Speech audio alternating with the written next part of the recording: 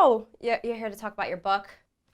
In the book, you talked about being an only child, and once you got into the NBA, your parents decided to take your salary and basically, save it for you, and you only spent your endorsement money. I did. Look, I give my parents a lot of credit. I never really had money growing up, so all of a sudden you get drafted and you're able to buy anything you want, and somebody's saying, hey, you're gonna have millions in your bank account. I wanted to go out and buy everything. I mean, there were things I wanted to do for my parents, buy my mom a car, buy my mom a fur jacket, who didn't want to take their mother on a shopping spree in downtown Chicago, start a business with my dad. But it's easy to fall into the traps of keeping up with the Joneses. So my parents had this great idea about, hey, look, we're gonna bank all of your NBA checks. We're gonna put it into an investment fund. We're gonna try to grow it at a small percent. And the only money you're allowed to spend is your endorsement money, which was good for me, but at the same time, it was like being 21 years old, I feel like this is my first chance to be a man, and my parents still had control of me in some sort of fashion, and that eventually led to my demise, just the control factor in my life in general. So how do you feel about, I guess Marshawn Lynch, he recently retired and allegedly has like $50 million in the bank. So how do you feel about you even said in the book that you decided you wanted to be like an agent at one point, and you were trying to school the kids, and all they knew about was just quick money, and they didn't even know that you have to give 40% of the money to taxes and stuff like that. So how do you feel like they should spend their money, or how they should go about saving their money once they get that big check? Well, first off, the one thing I found out is that the more of a celebrity you are, the more things you get for free. It's really all about the hustle. It's about having the mentality, and it blows my mind when I see guys who are millionaires walk into places and they're like, oh, okay, I want to go get that car for $120,000. I'm like, hey, why don't you just go to the founder of the car dealership and say, hey, look, I'm going to give you courtside seats. Let's work out a deal. You'll find it interesting how many people, if you talk to them that way, you end up getting like 40 or 50% off. So trying to teach kids how to hustle in that capacity, and also make them think about the long-term play. I mean, look, it's great that you can make $7 million a year for 5 years, but then what are you going to do when the lifespan of your career is 8 years? And you've been spending $3 or $4 million a year when you're making 7. You can't maintain that lifestyle that way. So getting them to think about the bigger picture. For a guy like Marshawn Lynch to retire playing football with $50 million, that's something that you can leave a legacy for your family. So speaking about young athletes, so they do have an issue, sometimes a big spending issue that leads them to debt in the future. And a lot of people like to argue with college athletes that they should be getting paid. Now, that could be either, distracting, or, can lead them into further debt. So, I mean, how do you feel about that whole situation? Do you still think that they deserve to get paid, or how should that process go? Well, how about this? I'll give you a stat. So just on the college basketball stat, we're not talking about college football where they gross more money than college basketball. So the 5 highest paid college basketball coaches average in salary of around $5.5 million per year. Okay, there are 30 NBA coaches. There are only 5 NBA coaches who make more than the 5 average college basketball coaches. Only 5 make more than $5.5 million a year. So when people say, hey, it's all about amateurism, there's no amateurism in our sport anymore. Not when my jersey is being sold for over $2+ million, and all of a sudden I'm labeled as a cheater if I take $100. Essentially, if you were my friend, I couldn't take $100 from you because that would be deemed as cheating.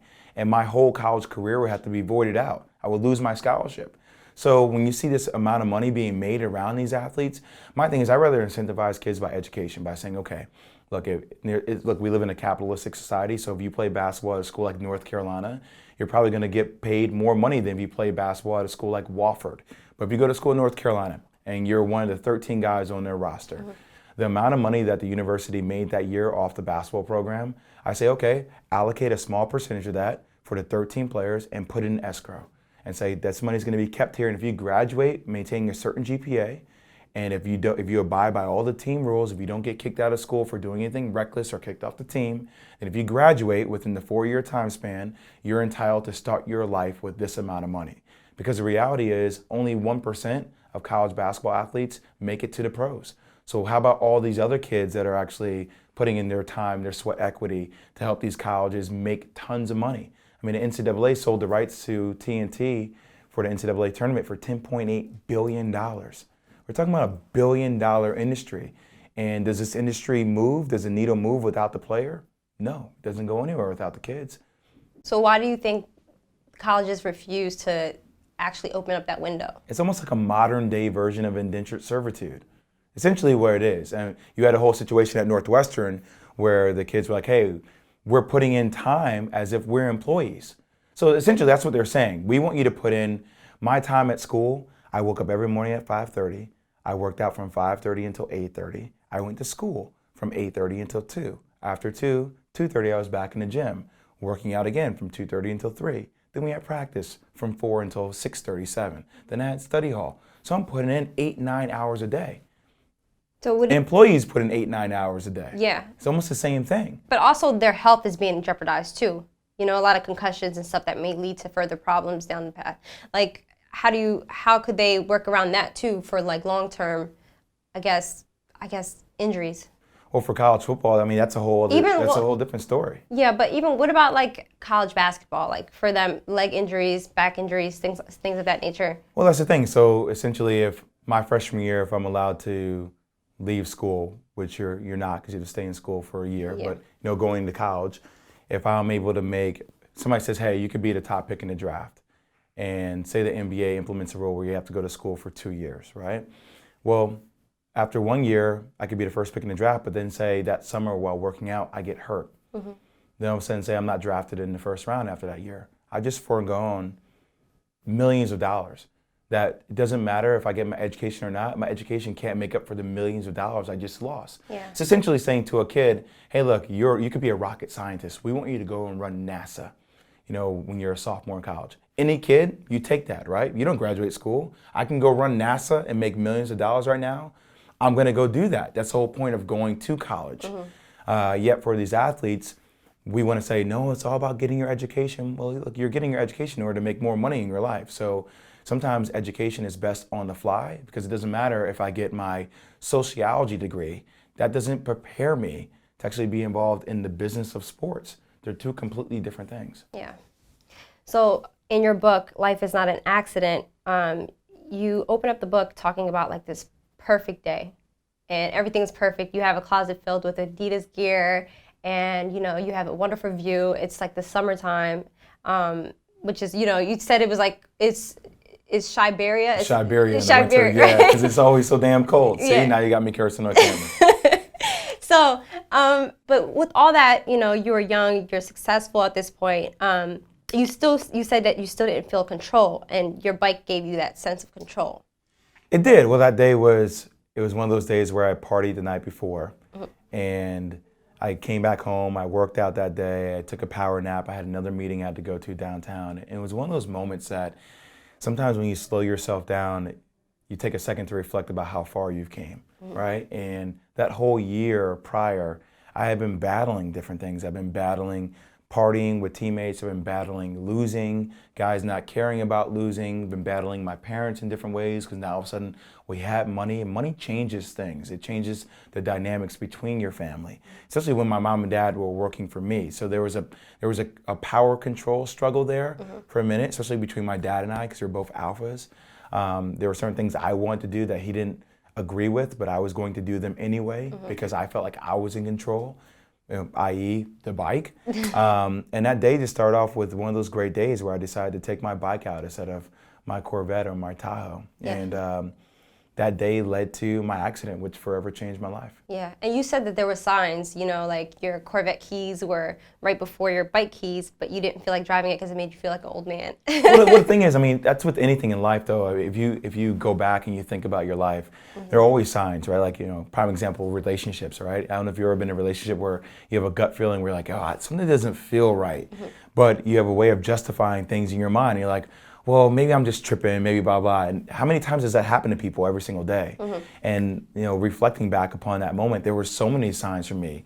Not only signs from my friends and family being like, what the hell are you doing? But also signs like the keys, and me literally, swiping the Tahoe keys or the Corvette keys out of the way. And, me thinking about it, like, should I ride my bike today? I shouldn't be on my bike in the first place, but screw it, it's a nice day. I want to do it. I can control my life. And we're all not in control of anything, really. Yeah. So tell me what happened exactly right after you left your meeting with Kevin. That's why you took the bike. You know, you had like a tech, I guess it was like a tech. It was for my website. For your website, right? Yep. So, you know, you went to go see him, and the last thing he said to you was, you shouldn't be on that bike, right? Yeah, I was leaving the meeting, and we were both walking out the door, and I was like, all right, man, I'll see you later. And he's like, man, you shouldn't be riding that bike. And I said, Kevin, I shouldn't be doing a lot of things, right? Like any other response a 21-year-old will give at that given time. And I got on my bike, and I started to pull away. I didn't have a helmet on. I didn't have any protective gear at the time. And the way you justify that is there was no helmet law in Chicago at the time, so why do I need to wear a helmet? And I just got a new muffler on my bike, and as I was pulling away, I revved my engine because I, for some reason, wanted to show off to Kevin. Being on a billboard on I-90 apparently wasn't big enough for my ego. I had to let the one person in the neighborhood know I had a new muffler that day. Revved the engine once, I revved it twice, the second time louder than the first. And on the third rev, in the middle of the rev, I heard the bike go click, click. The bike popped up on me, it slipped into gears, and I should have let go of the bike at that given moment, but it was all about control for me. I just bought this new bike. I wanted to control me keeping the bike safe. And when I grabbed onto the handlebars to try to wrestle it down to the ground, I pulled back on the throttle even more. The bottom wheel spun out, and the next thing you know, I was headed towards a utility pole going 65, 70 miles per hour. And I tried to turn the bike at the last second, but I wasn't able to get out of my own way. And the pole clipped the whole left side of my body. And next thing I know, I'm laying on the grassy knoll area between the sidewalk and the curb. My chest is laying on it as if I'm laying on my stomach. The curb is pushed up against my navel, and my legs are laying on the street as if I'm laying on my side. And it's the weirdest feeling to explain, and when you could feel your hand touching your leg, but you can't feel your leg touching your hand back. And every time I kept rubbing my leg, I kept looking at my hands ready to see blood, and I didn't see anything. And it was at that moment, something in my soul just told me I threw it all away, and I started screaming that out. I threw it all away. Oh my gosh. So how many surgeries did that end up? I went over 2.5 months in the hospital. I've had over 10 different surgeries. I severed my pubic symphysis, which is what a woman goes through when they have a child. My pubic symphysis split open 13 inches. I dislocated my right knee. I tore every ligament in my right knee. I dislocated my peroneal nerve, which allows you to pull your foot up and down. Also severed an artery in my left leg. And it was, look, all the physical pain I went through in order to get back to learn how to walk again, it paled in comparison to the mental agony I lived with for the next 10 years of my life. Yeah, it was a near-death experience. Yeah, and it was one that, for me, being in the public eye at that time, I was constantly reminded of by every single person I had met after that. Yeah. And I think that was the most daunting task of it all is, look, being in the hospital room, you have to live with your own thoughts, right? And it's the first time I spent time by myself. And I would be remiss to say I didn't go over the accident millions of times a day, right? You're thinking about, why was I so young and brash? Why was I so idiotic to put myself in that, predicament in the first place? And that's sometimes how life works out. Who was like the first person to reach out to you? I know you said you called your parents in the ambulance. Kevin was there with you. Yep. Did any teammates reach out to you? Teammates tried to, but my parents kind of cut everybody off because they were trying to keep the media at bay. The first person actually I remember seeing and having a conversation with was Coach K, the guy who's now Hall of Fame coach over at Duke, and he came into my hospital room that same night and gave me a pendant and told me to give this back to him when I play basketball again. And it was one of those surreal moments because he's so good at getting you out of your own way. And for me, look, this life is all about the next play. That's something that he taught me from the time I was 17 years old. You're always going to make mistakes. It's part of everyday life, but it's your ability to pick yourself back up after that mistake that really goes to show who your true character is. Yeah. So you said that you're an alpha male, right? And I was. Yeah. I still am in certain ways, yeah. Yeah, so that incident kind of humbled you in a sense. I mean, you even went as far as trying to commit suicide. I mean, things were that bad for you. I can only imagine the pain and the amount of medication you had to take. So what led to that, for you to feel that way? Well, number one, it goes back to what I just spoke about. Who doesn't want to be a millionaire, right? Who doesn't dream about that? Where I'm from, Plainfield, New Jersey, times were difficult. I watched my mom work multiple jobs. I watched my dad wake up in the morning at 4:30 to take a train all the way into New York, to come back home at 9 o'clock at night. So you feel like you threw away this opportunity for not just your dreams about what you wanted to achieve, but my mom wanted to have a business one day. I wanted to do all these things for my mother. She went back to school and got her master's degree. She'd been busting her tail her whole life. I wanted to provide that lifestyle for her. My dad wanted to, open up a family business and create a legacy, for his son and for my kids one day. I threw all that away. And that's a ton of guilt to live with. And, I was already on pain medication because of my surgeries. And eventually the pain medications were able to take me to a different place where I was able to not pay attention to the voices that reminded me of the worst day of my life. And look, that was the most painful thing of them all, right? To be walking down the street in New York City and somebody be like, hey, you're the guy that got in that wreck, right? I mean, how is that? How many people have mistakes or they have accidents, but they're not reminded of those accidents? You kind of push that accident to the back of your mind to try to move on from it. Yeah. And I wasn't allowed that same opportunity. I was forced to remember it every day, and that led me into depression. And you saying that, like, it's interesting because this is like right before the social media era, like actually was, was crazy. Ronda Rousey, she talked about it the other day, and she said, she felt like she couldn't, who was she without wrestling? I mean, without MMA. Like, she was now a loser in people's eyes, I guess. And she felt like she needed to commit suicide. And for me, I always wondered about that. Maybe is it because there's like high expectations for champions? Like, you were a second draft pick, right? Yeah, I also think our society's warped. We're very confused in a lot of different ways. And some of the things that we prioritize are things that 20 years ago would have been looked down upon. And it's not knocking anybody for their hustle. We're just living in a different age. I mean, look, Donald Trump is leading the polls right now.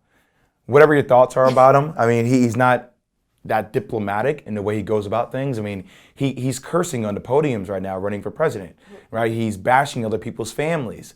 And for some reason that resonates, right? That was never the case 15, 20 years ago. And the issue with all this stuff is with all the memes, like the Michael Jordan memes or the photos or the videos where people make fun of each other. Like Ronda Rousey was somebody that had achieved ultimate success. And now people just love to kick you while you're down. And you're susceptible to hearing millions of voices, whereas before, you didn't have to hear that stuff. I heard more voices in my head and being confronted with people. I can't imagine now doing something like that or now having my wreck and that forever following me. But the one thing you also have to realize about our society is as quick as they are to kick you when you're down, as soon as you win again, they want to build you back up. Yeah. So you end up getting to this point where you're like, I don't need other people's validation, in order to validate myself. Yeah. But that unfortunately is where we're at, and it's sad. Do you think like that, like the people taunting you and about like reliving this horrible accident led to, I guess, your addiction? How did that start? Well, and what was it? I don't think people were taunting me. I think people were just reminding me, and people weren't trying to maliciously hurt me. I think people, when they meet you for the first time, they're trying to find a bridge. They're trying to gap. How do I talk to this guy? And the first thing that pops up into their mind is my accident, right? So prime example, last night I did a game, Duke versus North Carolina, and a North Carolina fan came up to me and he was like, he didn't know what to say, right? And I was like, hey, what's going on? He's like, I'm just so sorry that had to happen to you. And I'm like, dude, that happened 13 years ago. Like, we're on from that. Like, it's okay. Yeah. He's like, I just didn't know what to say. And so I think that's what people do. They get almost confused and they don't know how to connect with you. So they look for the quickest point to bring it to. But they don't understand how that affects you in your life too. It could also be their own guilt because they might have said some insensitive things in the past and they're like, oh, I didn't know his whole story. Like, but here's what my he thing was with going that. Through. Yeah, here's my thing with that too though. It's funny because fans, when you're on the court or when you're on the field or when you're in the ring, they're able to say things without repercussions, right? And I always try to tell people, be careful what you say, because there was a long time when I was addicted to Oxycontin, where I would drink a lot, and I would go to a bar, and there would be a guy who would joke around with his friends and say like, hey, way to throw it away, Williams, and then put his head down, right? And I would walk over to that group and be like, all right, who the blank said that? Like, who said it? Like, what's up? Like, what's going on? Like, that's where I'm from, right? Like, sometimes when you say things, there are repercussions for what you say. Yeah. And then people put their heads down and they're like, well, no, I didn't say it. And you're like, oh, okay. So, I tell people all the time, like, watch out, like Jahlil Okafor, right? Whole example, the guy who plays for the 76ers, he got in a fight because somebody popped off at the mouth. Yeah. And where he's from, you pop off at the mouth, like, that usually leads into a fight. Yeah. So, there are repercussions for everything you do. I'm not justifying it, saying it's right or wrong. It's just, that's where we're at right now. Yeah. So I read like an article, and pretty much it was like about after your interview, you talked about just smoking weed before games, right? And there was backlash from that. Like what did any players hit you up like, dude, what the hell are you doing? I had a couple of guys that didn't hit me up, but they decided to take their own shots at me in the media, which is really funny, because then I just came out with something else in the Players Tribune about, nobody talks about all the players or athletes or the people that walk through life high on Percocet or Vicodin. I mean, nobody would say anything to me if I was a player and I popped a Vicodin before the game, right? But but if I smoke marijuana, all of a sudden I'm a pothead, I'm a bad person. You're like, hold on a second, there's this double standard that exists here, and that's a major problem. Our society is very built upon the fact of, oh, you have some anxiety? Take a Xanax. Oh, you can't go to sleep? Take an Ambien. Like, oh, you have your knee pain? Oh, just pop another ibuprofen 800 or a Vicodin or a Percocet or an Oxycontin. And all these things are socially acceptable because the government is able to tax it and make money off it. Yet they're still trying to find a way to tax marijuana. And they're saying, oh, well, that's demonized. It's like, well, wait a second. Alcohol has a higher addiction rate than marijuana. Cigarettes have a higher addiction rate than marijuana exponentially. So I'm not advocating for kids under 18 to do it, but I'm saying look at it through a different prism here. Yeah. So as soon as they learn how to tax it, it's going to become socially acceptable, which is slowly happening, and which makes it okay now. So that was like my next question. Like, you're obviously for medicinal marijuana. If it's legalized, would you like to see it incorporated in the NBA? I'm just saying there's different ways to treat pain. Okay. And people are finding ways to treat pain regardless of whether we want to say marijuana is okay or not. So I'm trying to, there's a bigger issue within our society with opiates, and that's something that we don't address because that's allowed. It's okay. I can't tell you how many times I went back to the doctor for a different prescription of Oxycontin. They didn't stop me. They said, it's okay. You have pain? What's your pain on a scale from 1 to 10? 10. It's always a 10. Like I know so many people that it's never a 10, but they're always going to say 10 so they can get the best pain medication. But nobody says anything to them about that.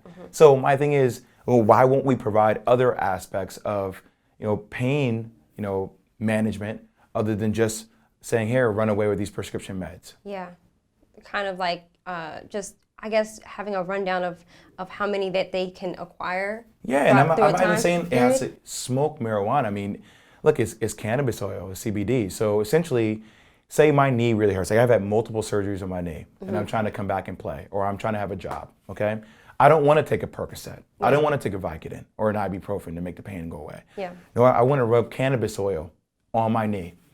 What does that do? It seeps into my skin, it gets into my bloodstream, and if I get drug tested, guess what? I'm a pothead. I'm a pothead. But that shouldn't be the case. Yeah. That's what I was saying. I understand that mindset because I have that, because you don't believe in somebody so much, you just joke on them. Like, I'm going to joke on you. I don't believe you. So I understand it, but I want hip hop, period, to stop the shenanigans with that type of shit. Like, yo, motherfucker, rap, go rap. My monthly overhead for my household and household employees was somewhere in the neighborhood of $1 million a month I was spending.